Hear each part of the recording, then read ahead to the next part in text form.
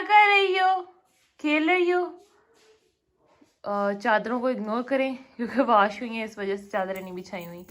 एजल यहाँ खेल रही है। एजल को भी मैं अपने साथ इस रूम में ले आई हूँ क्योंकि मैं करने लगी हूँ कपड़े प्रेस।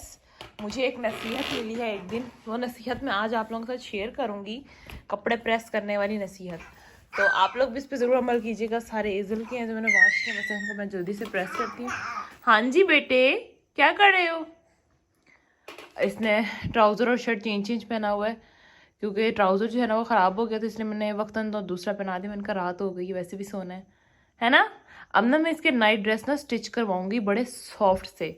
सर्दियों के लिए अलग, उनका कपड़ा अलग मिलता है, और गर्मियों के लिए अलग। हाँ जी, हाँ जी, क्या हुआ? क्योंकि ये जो शर्ट्स होती हैं और दूसरे ट्राउज़र वगैरह होते हैं इतने कंफर्टेबल नहीं होते। ठीक होते हैं, बच्चों के लिहाज तो कंफर्टेबल होते हैं, लेकिन रात को बच्चे को एक पुरसुकून नींद चाहिए होती है, तो इस लिहाज से ये नहीं होते। अब मैं स्टिच करवाऊंगी तो आप लोगों के साथ ज़रूर शेयर करूंगी। हाँ जी, इधर देखो ना, क्या हुआ? टेंट करवा के बड़ी प्यारी लग रही हो। इसकी हमने टेंट भी करवा दी है। पैम्पर ऊपर ही आ गए। असल में ना मैंने खोल दिया है, मैंने कहा चलो थोड़ा सा रिलैक्स हो जाएगी। हाँ जी, टेंट करवा के प्यारी लग रही हो। अच्छा, मुझे लगा था टेंट करवा के अच्छी नहीं लगेगी, इसलिए मैं नहीं करवा रही थी, लेकिन माशाल्लाह ये तो और प्यारी लगने लग गई है। और माशाल्लाह इतनी चलाको मासी हो गई है, कहती बस मुझे उठाओ। हाँ जी, अच्छा उठाऊं? कपड़े आपके कौन प्रेस करेगा आके, बता दो ना मुझे। और मेरी बेटी ने चूड़ियाँ भी पहन ली है, मैं आप लोगों को दिखाती हूँ। ये मैं अपनी बेटी की ना कल चूड़ियाँ लेके आई हूँ। बेटे एक मिनट, चूड़ियाँ तो दिखा दो।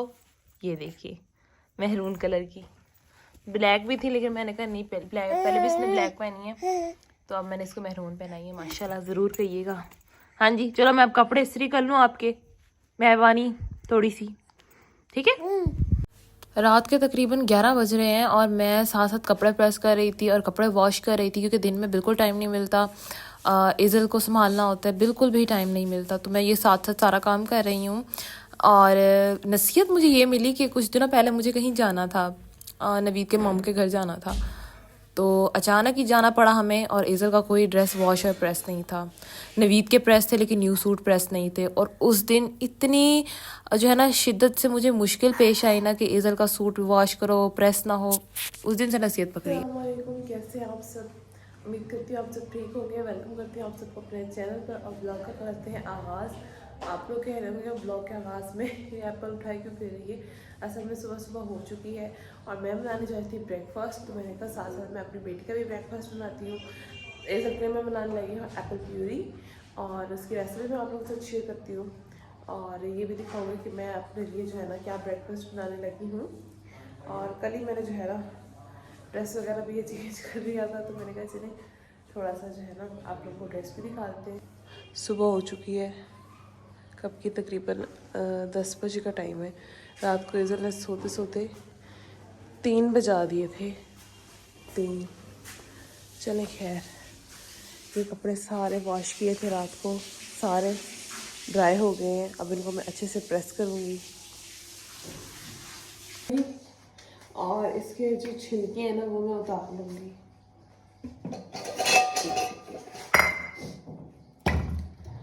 इसके छिलके में उतार के इसको छोटे छोटे पीसेस में कट करके ना इसमें वाटर ऐड करके मैं इसको बॉईल कर लूँगी। फिर मैं इसको ब्लेंड कर लूँगी, इसकी प्यूरी टाइप बन जाएगी। फिर मैं वो इज़ल को ब्रेकफास्ट में खिलाऊँगी। अपने बच्चों को जो है ना स्टार्ट फ्रूट से करवाएं, अच्छी चीज़ है। एक तो इनमें फाइबर्स होते हैं, दूसरा ये इतने हैवी नहीं होते कि बच्चे को डाइजेस्ट करने में थोड़ा इशू हो, इस वजह से। ये देखिए इतने बारीक पीसेस में करी हूँ। इनको थोड़ा सा स्टीम दे लें, थोड़ा सा पानी डाल के बॉईल करके। मैं इसमें थोड़ा सा मिनरल वाटर ही ऐड करूँगी क्योंकि एज़ल के लिए मैंने ना शुरू से मिनरल वाटर ही यूज़ किया, इसीलिए माशाल्लाह उसको स्टमक प्रॉब्लम्स नहीं हुई अभी तक।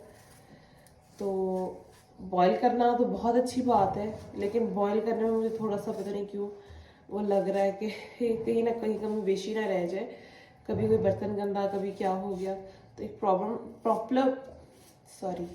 एक प्रॉपर सेटअप करूँगी, फिर इंशाल्लाह मैं शुरू करूँगी। अभी तो इधर थोड़ा सा ही पानी पीती है या थोड़ा बहुत उसकी चीज़ों में यूज़ कर लेते हैं जब वो प्रॉपर यूज़ करने लग जाएगी ना फिर मैं ऐसे करूँगी। चलिए जी, इतना बहुत है, हाफ फिर ज़्यादा हो जाता है, फिर वो रखती हैं। ये देखिए इस तरह से इसके ऊपर मैं कवर भी कर दूँगी ये वाला, ताकि ये अच्छे से बॉईल हो जाए। ये मैंने वॉश कर लिए, फिर मैं इसमें डाल के ना इनको ब्लेंड कर लूँगी। वैसे तो अम्मी ने मुझे दो जूसर जो है ना वो दिए थे, जूसर मशीन्स। एक ये हो गई प्लास्टिक वाली, इसका वो छोटा सा वो वाला, और दूसरी ये वाली दी थी कांच की। तो अभी तक मैं प्लास्टिक वाली यूज़ कर रही थी, लेकिन मैंने अपनी बेटी के लिए कांच वाली निकाली है, ताकि इसमें मेरी बेटी को कोई जर्म्स वगैरह ना लगे। देखें जी, ये होता है माँ बाप की मोहब्बत। अब यहीं से अंदाज़ा लगाएं कि हमारे माँ बाप हमसे कितना प्यार करते हैं। माँ बाप की मोहब्बत तो फिर कोई कंपैरिजन ही नहीं है। तो नाश्ता बना रही हूँ उसको नाश्ता करवाती हूँ। नाश्ता करवाने के बाद फिर मैं दोबारा किचन में आऊँगी और फिर अपने लिए नाश्ता बनाऊँगी, क्योंकि एजर उठ चुकी है और फिर उससे भूख बर्दाश्त नहीं होती। बच गया था तो मैं खा लूँगी, क्योंकि वेस्ट नहीं करनी चाहिए कोई चीज़। अगर मैं सारी प्यूरी बना देती तो एजर इतनी नहीं खा सकती थी, वो भी वेस्ट, और अगर ये हाफ एपल में रख देती तो ये भी वेस्ट। अच्छा जी, मेरी बेटी का खाना रेडी हो गया। ये मैंने बनाई है एप्पल की प्यूरी। इसमें मैंने फार्मूला मिल्क जो है ना वो ऐड किया है पानी में, जैसे फार्मूला मिल्क बनाते हैं। दूसरा मिल्क तो नहीं पीती, कभी कभार जो पीती है वो फार्मूला मिल्क ही पिला देती हूँ। बच्चे के लिए ना फार्मूला मिल्क ठीक होता है, दूसरे से बीमार नहीं होता बच्चा। तो वो मैंने इसमें थोड़ा सा ऐड किया है। अब ये बहुत हेल्दी किस्म का ब्रेकफास्ट बन गया, पतली पतली सी प्यूरी बन गई है। चलें जी, ये को फ्रेश भी कर दिया है और खाना भी खिला दिया। अब बारी है नाश्ते की। तो मैं जाने से पहले ये बना कर रखे गई थी, पराठों के पेड़े भी। और ये नवीद का फेवरेट एग की रेसिपी है, उसको ये बहुत पसंद है। तो अगर आप लोगों को भी चाहिए तो आज वीडियो को ज़रूर देखिएगा। इस तरह से आप लोगों ने प्याज, टमाटर और हरी मिर्ची स्लाइसिस में लंबे लंबे रूप में काट लेनी है, ठीक है। आगे रेसिपी मैं बताती हूँ। ऑयल ले लिया पैन में, अब मैं इसमें डाल दूँगी प्याज को हल्का सा सॉफ्ट नहीं बल्कि हल्का सा ना ऐसे बस हिला के ना हमने टमाटर ऐड कर देने, क्योंकि इस रेसिपी का मज़ा ही तब आता है जब प्याज क्रंची सा रहे, तब खाने का बहुत मज़ा आता है। प्याज भी, हरी मिर्च भी, टमाटर भी। तो इस वजह से बस इसको हल्का सा मैं इसको फ्राई करूँगी, बिल्कुल हल्का सा, और फिर टमाटर और हरी मिर्च में ऐड कर दूँगी। नमक, मिर्च, हल्दी और कुटा हुआ धनिया मैं अभी ऐड कर दूँगी। दिखाना शायद मुश्किल हो, क्योंकि मेरे पास दो ही हाथ है, एक से कटिंग कर रही हूँ, एक से वीडियो बना रही हूँ। मैंने तेज़ी रखी है, मसाला ज़्यादा ऐड कर लिए हैं। अब इसमें मैं टमाटर और हरी मिर्च भी डाल दूँगी। आंच तेज़ रखने हैं, अगर हल्की रखी तो ये जो पानी जो है ना वो छोड़ देंगी और इनकी क्रंची जो है ना वो ख़त्म हो जाएगा। बस 2 मिनट के लिए मैं इसको फ्राई करूँगी, तो उसमें मैं ये ना 2 अंडे ऐड कर दूँगी। मैं हर 2 से 3 दिन बाद ट्राई करती हूँ कि मैं डिफरेंट अंडे की रेसिपी बनाऊँ नाश्ते में, क्योंकि एक जैसी चीज़ खा कर भी इंसान फिर ना बोर हो जाता है। ऐसे काम थे मेरे जो मैंने वाइंड अप किए हैं अभी, और मैं अभी चलिए थोड़े से काम थे मेरे जो मैं अभी नीचे किए हैं, और अभी एजल सोई है। तो मैंने कहा चले मैं ना आप लोगों के साथ कुछ चीज़ें और कुछ बातें शेयर करनी थी, तो वो मैं आप लोगों के साथ कर लेती हूँ। और इसलिए मैं छत पे आ गई हूँ, क्योंकि नीचे काफ़ी शोर होता है वीडियो बनाते टाइम, आप लोगों को भी इरिटेशन फील होती है और मुझे भी बनाते टाइम बहुत ज़्यादा इरिटेशन फील होती है। इसलिए मैं अभी छत पे आ गई हूँ, और ये अपना जो है स्टोर रूम मैंने ओपन किया है, यहाँ पे आके मैं वीडियो बना रही हूँ, क्योंकि यहाँ खामोशी सी है, पुरसुकून माहौल है। तो जब कोई इस तरह की मैंने वीडियो बनानी होती है डिस्कशन वाली या कोई क्वेश्चन आंसर वाली, तो फिर मैं ना ये सोचती हूँ, ट्राई करती हूँ कि कोई मुझे पुरसुकून सी जगह मिल जाए। आजकल आप लोग कह रहे हैं कि आयशा आपके व्लॉग्स जो है ना वो इतने इंटरेस्टिंग नहीं आ रहे, थोड़े बोरिंग से व्लॉग्स हैं। देखें जी जिनके बच्चे होंगे वो तो समझती होंगी कि लाइफ जो है ना बच्चों के बाद कितनी टफ हो जाती है इंसान की। टफ समझ लें या बिजी समझ लें, एक्स्ट्रा बिजी लाइफ हो जाती है।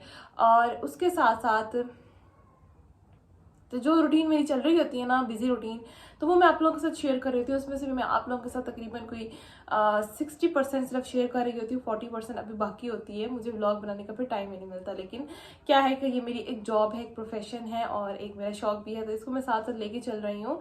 इंशाल्लाह अल्लाह ताला जो है ना इसमें हमारे लिए बेहतरी करेगा। तो आप लोग मुझे बहुत ज़्यादा सपोर्ट किया करें, मुझे आप सबके सपोर्ट की बहुत सारी ज़रूरत है। काइंडली दिल खोल के सपोर्ट किया करें। मैं कोशिश करती होती हूँ कि मैं अपने ब्लॉग्स को इंटरेस्टिंग बनाऊँ, बहुत सारी कोशिश करती होती हूँ, लेकिन कभी कभार टाइम नहीं मिलता, जिसकी वजह से फिर इस तरह का सिंपल सा ब्लॉग आ जाता है जो डेली रूटीन का होता है। इंशाल्लाह मैं आप लोगों के साथ शेयर करूँगी अच्छी रूटीन, अच्छी, अभी हमारे इवेंट्स भी आने वाले हैं इंशाल्लाह, हम उसकी भी तैयारी करेंगे। दो शादियां आने वाली हैं। सबसे पहले जो है ना वो हमारे फैमिली रिलेटिव्स की शादी है, वो भी आप लोगों से शेयर करूंगी। फिर मेरी जो है ना अपनी नंद की शादी है, उसके इवेंट्स भी आप लोगों के साथ शेयर करेंगे। इंटरेस्टिंग व्लॉग्स भी क्यों नहीं आएंगे, ज़रूर आएंगे।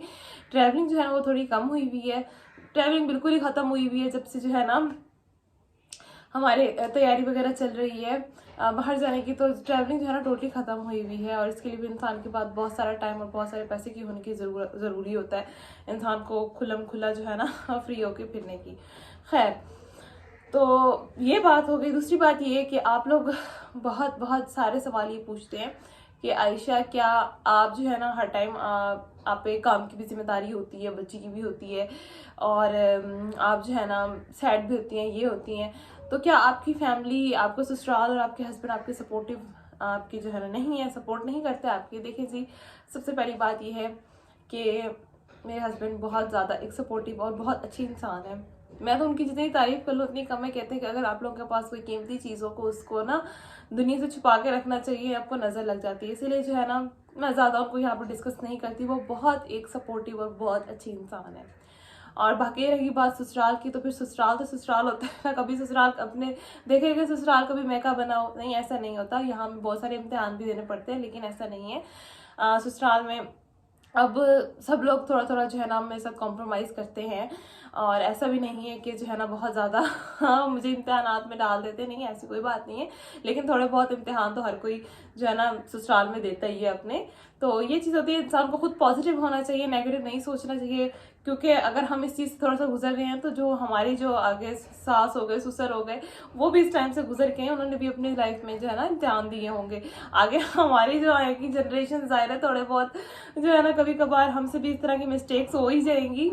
ज़ाहिर है इंसान जो है ना वो गलतियों का पुतला होता है, तो इम्तिहान तो चलते रहते हैं, ये ज़िंदगी का हिस्सा है। इसमें यह है कि आपको नेगेटिव नहीं होना चाहिए, पॉजिटिव रहना चाहिए, अच्छा सोचना चाहिए। सोचिए कि मैं जो है ना इतना भी खुद को ना गिरा दें, आपकी वैल्यू, आपकी इंपॉर्टेंस सब कुछ ख़त्म हो जाए, और आप एक जो है ना वो रोबोट काम करने वाला बन जाए, नहीं। और इतने भी बुरे ना बने कि आपको जो है ना कोई आपको साथ बैठना, आपसे सलाम करना भी गवारा ना करे।